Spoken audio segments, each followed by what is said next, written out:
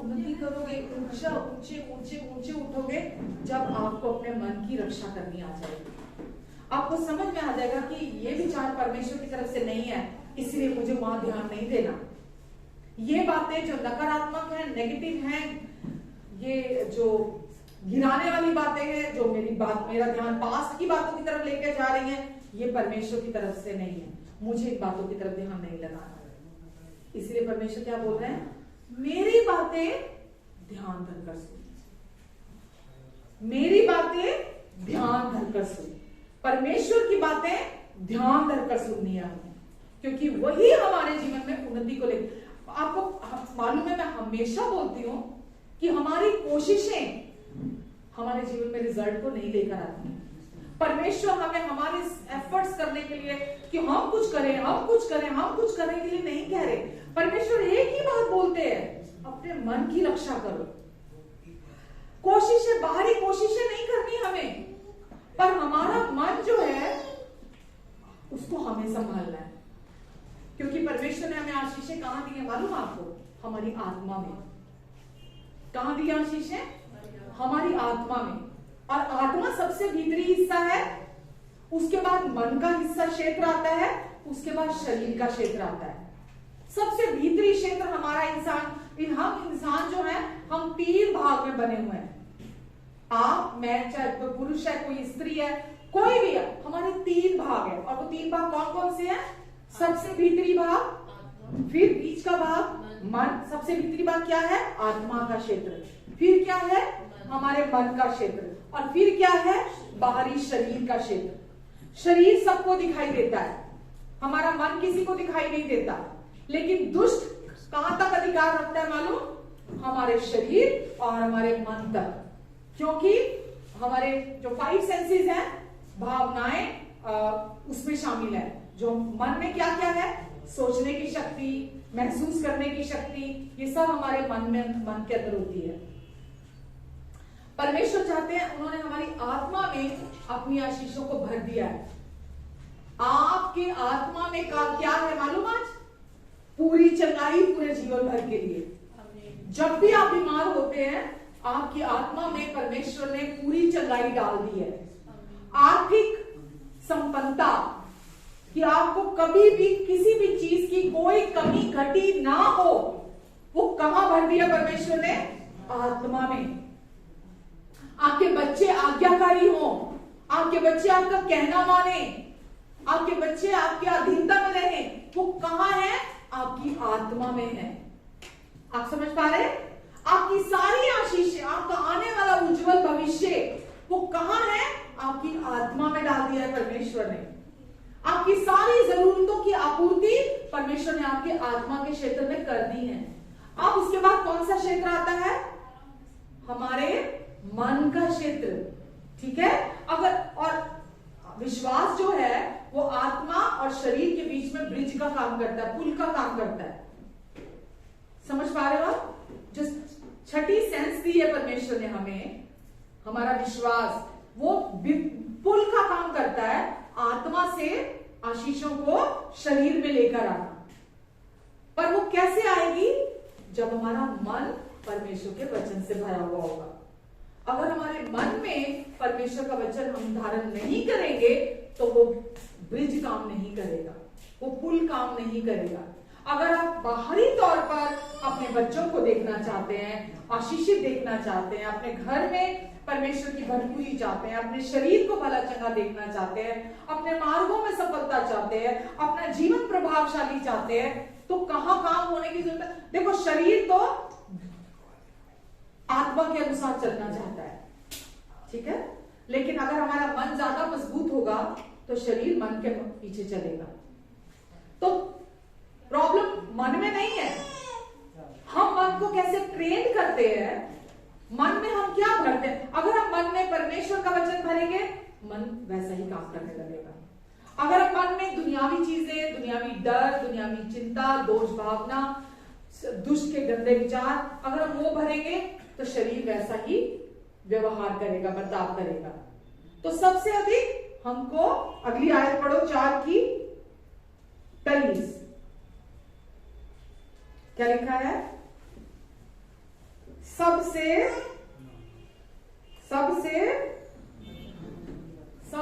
अधिक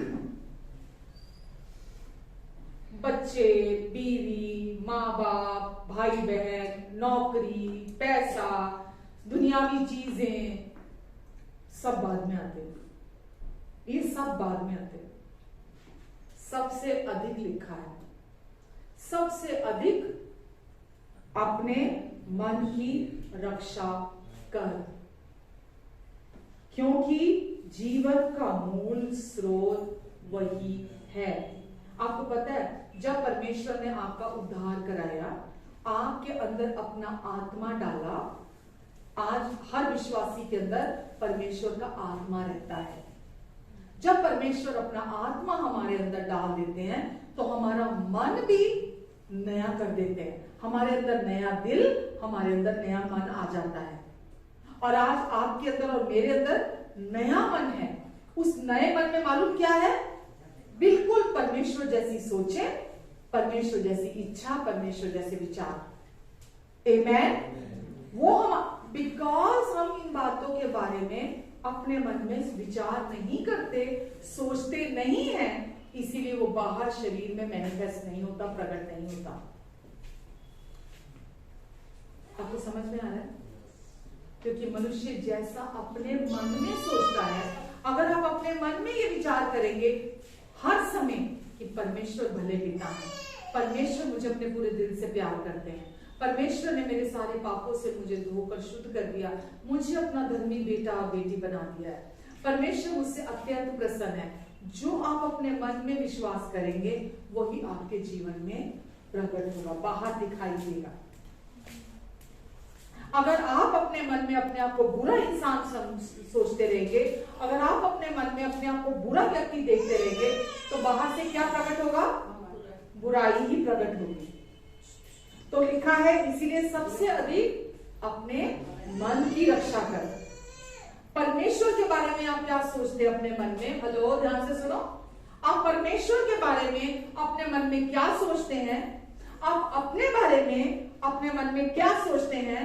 आप दूसरों के बारे में अपने मन में क्या सोचते हैं? ये सब आपके मन में भरा हो, मन में ही काम होता है। तो 3 चीजों को मन में आपने ध्यान देना है। हेलो, कितनी चीजें? जब मैं कह रही हूं मन की रक्षा करना, तो 3 चीजें क्या हैं? कि आप परमेश्वर के बारे में क्या सोचते हैं? क्या ये सोचते हैं परमेश्वर एक क्रोधी परमेश्वर है, वो दंड देने वाले परमेश्वर है, वो बुराई बहुत ही सख्ती से न्याय करेंगे मेरा, परमेश्वर मुझ पर क्रोधित रहते हैं, परमेश्वर मुझे पसंद नहीं करते हैं, परमेश्वर मुझे प्यार नहीं करते हैं? अगर ये विचार आपके मन में है तो ये विचार परमेश्वर की ओर से नहीं है। ये नकारात्मक विचार दुष्ट की तरफ से है। तो परमेश्वर के विषय में आप क्या सोचते हैं? परमेश्वर एक्चुअली में कैसे है? परमेश्वर हमारे भले पिता है, परमेश्वर प्रेम है, प्रेम के अलावा कुछ नहीं, वो प्रेम है। परमेश्वर भले पिता है, वो केवल अच्छे हैं, उनका प्यार बिना शर्तों का प्यार है, वो हमें बिना शर्तों के प्यार से प्यार करते हैं।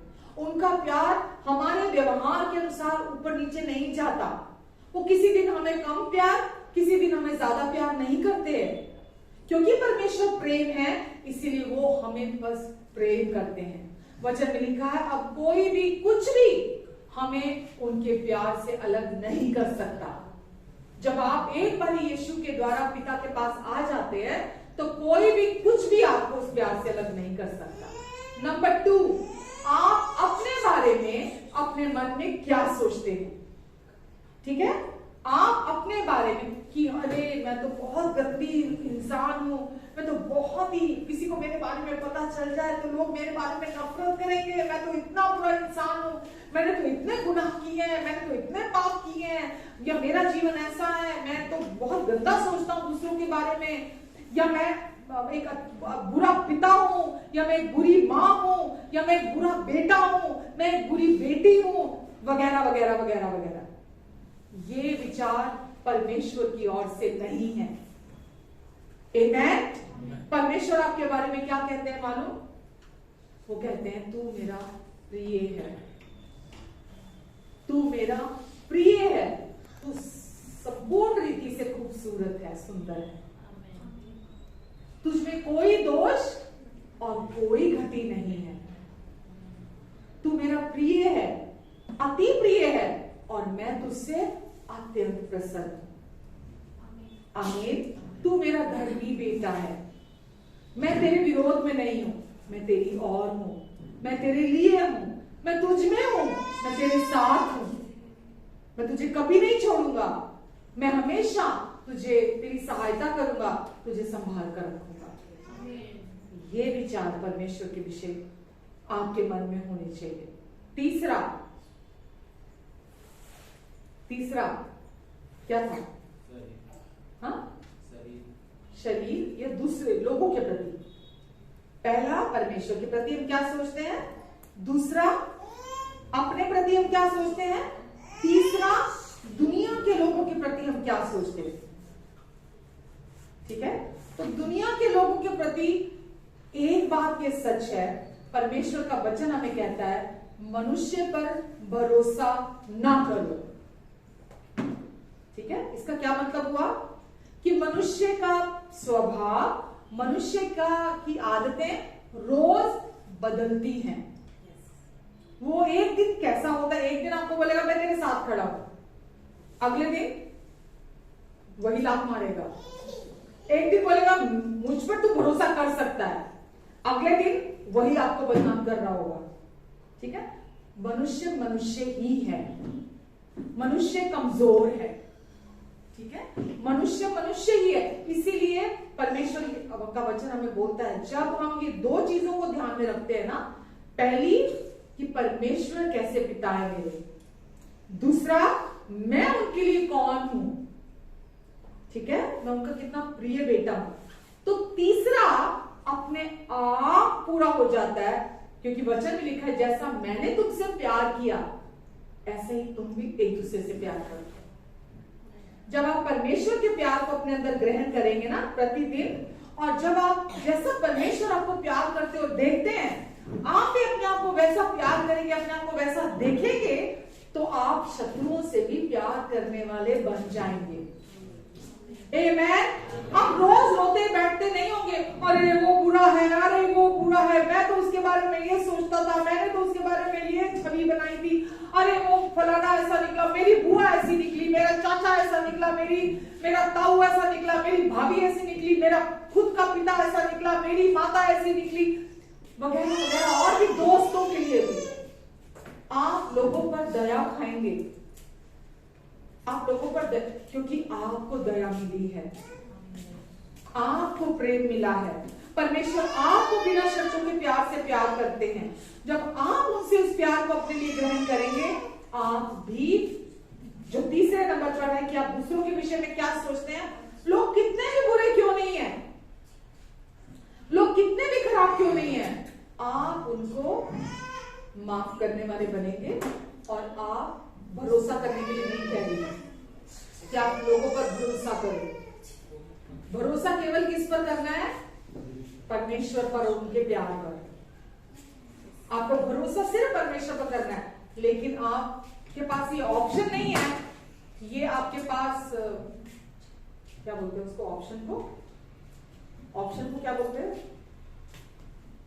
आपके पास ये गुंजाइश नहीं है कि आप दूसरे लोगों को प्यार ना करें। हम प्यार कर सकते हैं। आप वचन में लिखा है अपने शत्रुओं के लिए प्रार्थना करो और अपने सताने वालों को आशीष दो। आशीष दो, आगे लिखा श्राप ना दो। तो आज हम अपने शत्रुओं को भी माफ कर सकते हैं, उनके लिए प्रार्थना कर सकते हैं और अपने सताने वालों को आशीष दे सकते हैं, क्योंकि इसमें बहुत सामर्थ्य छिपी हुई है। अगर आप लोगों को लेकर कुड़कुड़ाते रहेंगे, कोसते रहेंगे, आपका जीवन वहां का वहां रहेगा। लेकिन जैसा परमेश्वर का वचन हमें सिखाता है, अगर हम लोगों को आशीष देंगे, इसलिए नहीं कि वो अच्छे हैं, इसलिए नहीं कि उन्होंने हमारे साथ भलाई की है, इसलिए क्योंकि उन्होंने हमारे साथ बुरा किया है। जब हम उनको आशीष देना चुनेंगे, आपके जीवन में आप छुटकारे में चलेंगे। आप ब्लेसिंग्स में चलेंगे। वो जो कर रहे हैं वो उनके और परमेश्वर के बीच में, आप जब उनके लिए प्रार्थना करेंगे ना, अगर वो उस प्रार्थना के योग्य होंगे तो उनको आशीष मिलेगी, और अगर अगर वो सच में बहुत खराब है तो उनको आपकी प्रार्थनाओं की बहुत जरूरत है। समझ रहे हो? उनको आपकी प्रार्थनाओं की बहुत जरूरत है। मैंने भी ये अपने जीवन में यही सीखा है प्रतिदिन, और यही किया है कि जिसने भी कभी सताया है मुझे, मैं अपने आप को बोलती हूँ कोई ऑप्शन नहीं है तेरे पास प्रतिभा, कोई ऑप्शन नहीं है कि तू उनके बारे में गलत सोचे, उनके बारे में बुरा सोचे, उनको श्राप दे, उनके या अपने उनके जो उन्होंने बुरा किया उसके बारे में कुछ सोचे। मुझे नहीं सोचना, मेरे पास और बहुत अच्छी चीजें हैं करने के लिए। मुझे अपने विचार नहीं देने, मुझे अपना मन किराए पे नहीं देना उनको। आप अपना मन उनको किराए पे दे देते हैं ताकि गंदगी आपके अंदर बने, आपके अंदर गंदगी फैले, आपका जीवन। अभी मैंने पढ़ा आपके सामने क्या लिखा था, वो उनके, क्योंकि जिनको परमेश्वर की बातें प्राप्त होती हैं वो उनके जीवित रहने का और उनके सारे शरीर के चंगा रहने का कारण होती हैं। सबसे अधिक अपने मन की रक्षा कर, क्योंकि जीवन वहीं से बहता है। अगर आप लोगों को माफ करते हुए, लोग उनके माफी मांगने से पहले, ये नहीं वो माफी भी मांगेगा तो मैं माफ नहीं करूंगा, ये नहीं, उनके माफी मांगने से पहले ही हम उन्हें माफ कर दें। हम उनके लिए मन में कड़वाहट ना रखें, हम उनके लिए मन में कुछ ना रखें। आमीन।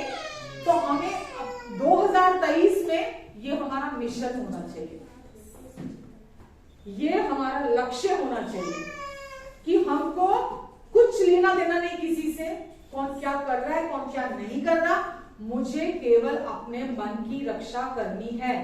मुझे मेरे भले पिता, प्रेमी स्वर्गीय पिता मेरे बारे में जो सोचते हैं मेरे परमेश्वर, मुझे केवल वो सोचना है, वो जैसा मुझे देखते हैं। मैंने अभी शुरुआत में क्या बोला, परमेश्वर धर्मी पर अपनी आंखें लगाकर रखते हैं, और जिस पर वो अपनी आंखें लगाकर रखते हैं उसको वो अपनी भलाइयां दिखाते हैं।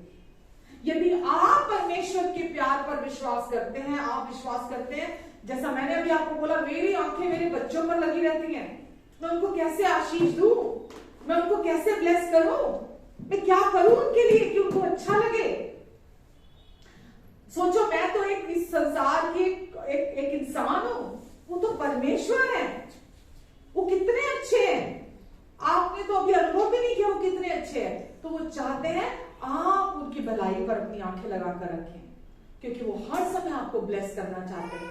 इसलिए हम नहीं सोचेंगे कौन कैसा है कैसा नहीं है, अपना मुंह बुराई के लिए नहीं देंगे, है ना, कि हम फोन पे और फलाने ने ये कर दिया, उसने ये कर दिया, वो इतना बुरा है, वो इतना खराब है, हम और आगे आगे आगे आगे गंदगी फैलाने वाले ना बनो। आमीन। हम आगे बात ना करें, क्योंकि हमें अपने वचन लिखा है, जो अपने मुंह का जीव के वश में जीवन और मृत्यु दोनों है, जो इसका सही इस्तेमाल करता है वो इसका फल खाता है। एक जगह बाइबल में लिखा है, यदि तू भले दिन देखना चाहता है, यदि तू भले दिन देखना चाहता है तो अपने मुंह की रक्षा कर। यदि तू भले दिन देखना चाहता है तो अपने मुंह की रक्षा कर। तो हमें कोई बात नहीं करनी किसी के बारे में, हमें केवल अपने मन की रक्षा करनी। आमीन। क्योंकि जीवन वहीं से बहता है। यीशु ने बोला, चोर आता है चोरी करने, यूहन्ना 10:10 निकाले बड़ी, यूहन्ना 10:10 बस ये थोड़ा खत्म करते हो, यूहन्ना 10:10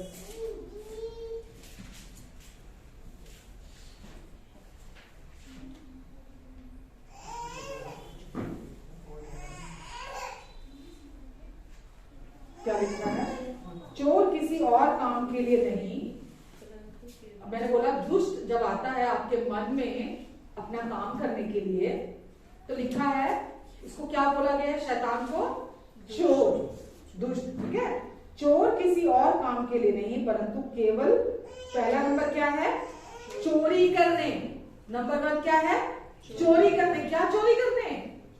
सारे अच्छे विचार जो परमेश्वर के प्रति हैं, सारे अच्छे विचार जो आपके अपने प्रति हैं, सबसे पहले नंबर पर वो चोरी करने आता है। क्योंकि उसको पता है अगर उसने वो विचार चोरी कर लिए, बाकी के आगे जो वचन है वो पूरा हो जाएगा। क्या लिखा है? किसी और काम के लिए परंतु केवल चोरी करने और घात करने और नष्ट करने के लिए आता है वो। जब वो फ्री में कुछ नहीं देता, शैतान मुफ्त में कुछ नहीं देता। हमें लगता पता नहीं, हमें सीक्रेट पता लग गए कुछ। वो आता ऐसे ही है कि बस ये बात हमें ही बताने आया, वो हमें ही पता, किसी और को नहीं पता, और हम उस बात को अपने मन के अंदर काम करने देते हैं। लिखा चोर किसी और काम के लिए नहीं आया भाई, वो मुफ्त में नहीं आया, वो उसके बदले में चोरी करने आया है। चोरी क्या करता है वो? जब चोर किसी घर में आता है तो क्या शराबों से एक चीज उठा के ले जाता है? उसके हाथ जो जो चीजें लगती चली जाती है वो ले जाता है। तो चोर चोरी करने आता है, घात करने आता है और नाश करने के लिए आता है। और आगे यीशु ने क्या कहा? मैं इसलिए आया कि वो जीवन पाए, और केवल जीवन नहीं, बहुतायत से जीवन पाए। आमीन। तो परमेश्वर की इच्छा क्या है? आप उनके वचनों को अपने मन में ले। चोर को चोरी नहीं करने के लिए हमें अनुमति दे, वो वचनों को अपने मन में जगह दे, ताकि ना केवल जीवन, और आगे परमेश्वर बढ़कर क्या बोल रहे हैं? बहुतायत का जीवन पाए। परमेश्वर का वचन उनकी बुद्धि से भरा हुआ है, बुद्धि के वचनों से भरा हुआ है, और परमेश्वर चाहते हैं हम परमेश्वर के वचन को अपने जीवन में स्थान दें, ताकि बुद्धि की बातें हमारे अंदर भरे, जो हम अपनी कोशिशों से नहीं पा सकते, परमेश्वर हमें देना चाहते हैं। हालेलुया। मत्ती 13, नहीं सॉरी, नीति वचन 3, बस लास्ट है ये। आशीष मिल रही है आपको? Okay, good, praise God.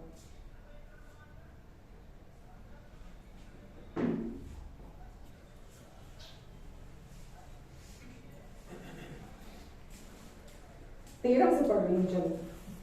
लिखा है, क्या ही धन्य है वह मनुष्य जो बुद्धि पाए, ठीक है, और वह मनुष्य जो समझ प्राप्त करे, क्योंकि बुद्धि की प्राप्ति चांदी की प्राप्ति से बड़ी और उसका लाभ चोखे सोने के लाभ से भी उत्तम है। वह